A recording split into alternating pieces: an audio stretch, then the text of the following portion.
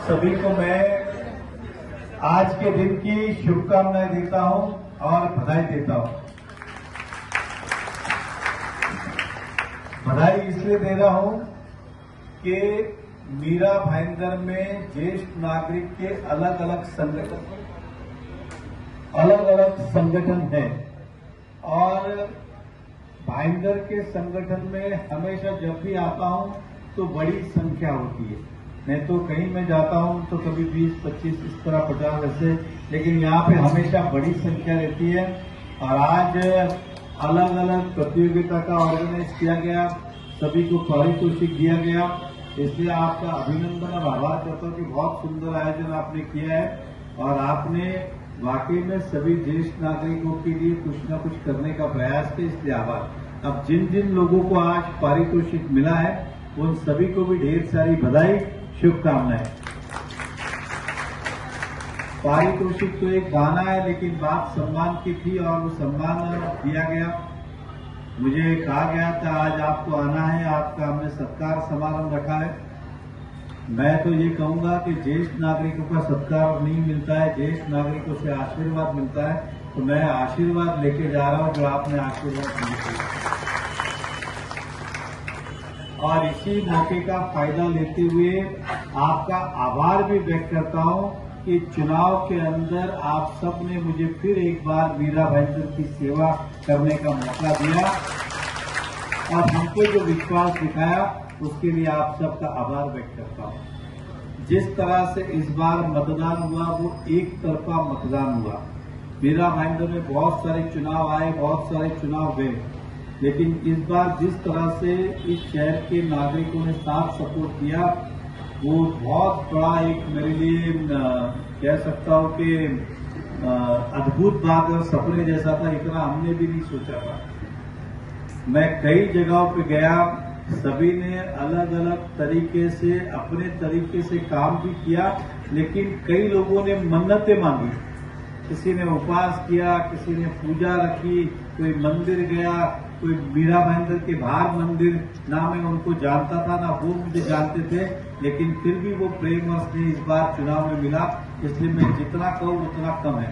और जब इस तरह का प्यार मिलता है तो सामने वाले की जवाबदारी भी बहुत ज्यादा बढ़ जाती है कि लोगों ने बड़े ही भाव के साथ, बड़े ही विश्वास और उम्मीद के साथ चुना है। अब मेरा कर्तव्य बनता है कि आपके विश्वास पे खरा उतरूं और आने वाले समय में, अब मैं ज्येष्ठ नागरिक हूं इसलिए ज्येष्ठ नागरिकों की बात करूंगा कि आपके लिए हमेशा उपयोगी बनूं, आपके सुख दुख की साथी बनूं, आपकी जो जरूरत है उसे पूरा करने के लिए प्रयास करूं और मैं अवश्य करूंगा। इस बात की आपको विश्वास दिलाता और गारंटी देता हूं। और बड़ा अच्छा लगता है जब आप लोगों के बीच में हम आते हैं तो एक पॉजिटिव वाइब्रेशन मिलता है, पॉजिटिव एनर्जी मिलती है, क्योंकि आप सब ने हमसे ज्यादा दुनिया देखी है, हमसे ज्यादा अनुभवी व्यक्ति आप हैं, अलग अलग क्षेत्र में आपका अनुभव रहा है। और हम जब बड़ी बड़ी लंबी बातें करते हैं तो फिर आपको ऐसा लगता है कि सूरज को रोशनी दिखाने के बराबर है।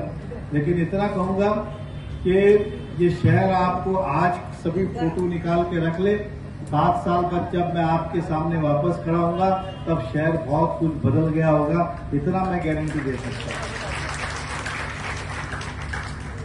मैं बैठा वहां था लेकिन मेरी नजरें थी कभी ऊपर पतरे की तरफ जा रही थी, कभी नीचे जमीन लादी की तरफ जा रही थी, कभी बीच में खड़े हुए पोल की तरफ जा रही थी। तो बोला इसके अंदर क्या क्या और करने जैसा है, और क्या क्या सुविधा दे सकते हैं, और ज्येष्ठ नागरिकों के लिए क्या कर सकते हैं, हम पूरे मीरा भाईंदर के लिए ज्येष्ठ नागरिकों के लिए क्या कर सकते हैं। ऐसी अलग अलग योजनाओं की तरफ हमारे विचार और हमारी नजरें जाती है। चित्राम जी, मी आपल्याला एवढंच सांगेन, या काही आपल्याला महापालिकाकडनं गरजा असतील, आता महापालिका करू द्या की नाही करू द्या, मी माझा आमदार निधीमधनं आपल्याला करून देईल, थोड़ा आपल्याला आश्वासित करता हूं। तो आपकी जो भी रिक्वायरमेंट है मुझे दे, मैं अपने एमएलए फंड में से उन चीजों को पूरा करके आपको दूंगा, इतना आपको विश्वास दिलाता हूं। मुझे अभी मैं जब पहली बार आया था तब कहा था कि हम मेरे कंपनी की तरफ से मीरा भाईंदर में जितने भी विरंगला केंद्र है, जितने भी सीनियर सिटीजन की संगठन है, उन सबको हर महीने 10,000 रुपया हम अपनी कंपनी की तरफ से देंगे और पिछले लगातार हम देते आ रहे, आगे भी देंगे।